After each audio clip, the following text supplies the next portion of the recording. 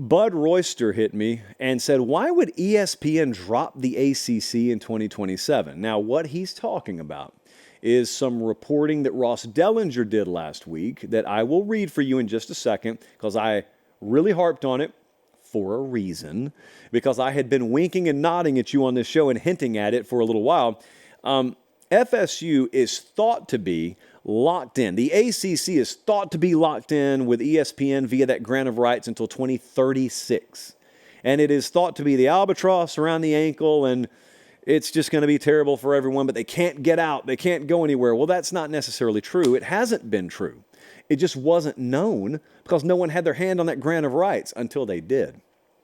And so in these legal proceedings that have been going back and forth, it was finally revealed, and I'm going to read from the Dellinger piece that was written last week. Here's what was revealed.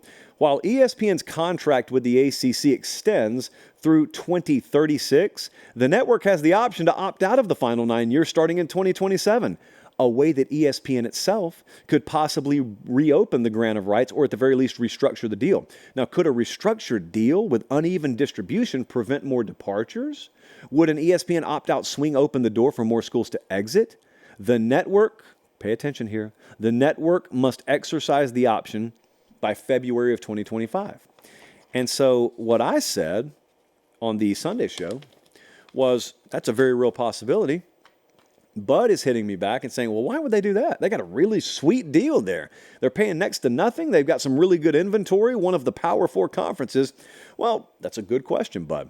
So there are a few reasons why it could happen. The first is maybe you got deals with other conferences, and maybe you think some of those ACC properties of yours make more sense in another bucket than the bucket they're currently in.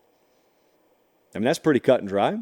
If you own the ACC, but you also own the SEC, and you think you could further bolster the SEC's portfolio and disproportionately make more money off that than having these brands tucked away in a much less valuable ACC, maybe you'd entertain it.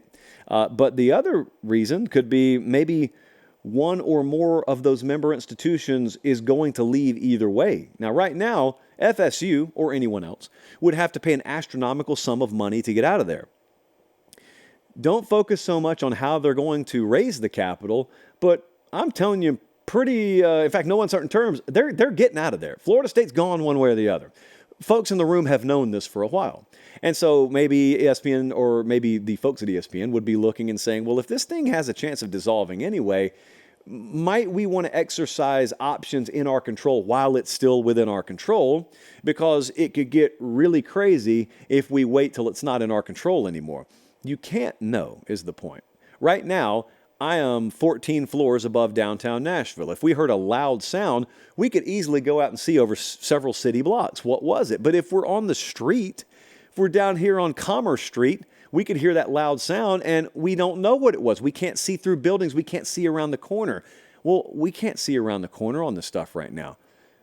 But if you start putting two and two together, and maybe I'm kind of fibbing there because we do have kind of an elevated view. I mean, there are some folks that we can get bits and pieces of news from, but if you start putting two and two together here, I don't really know that many people think the ACC is just going to remain intact.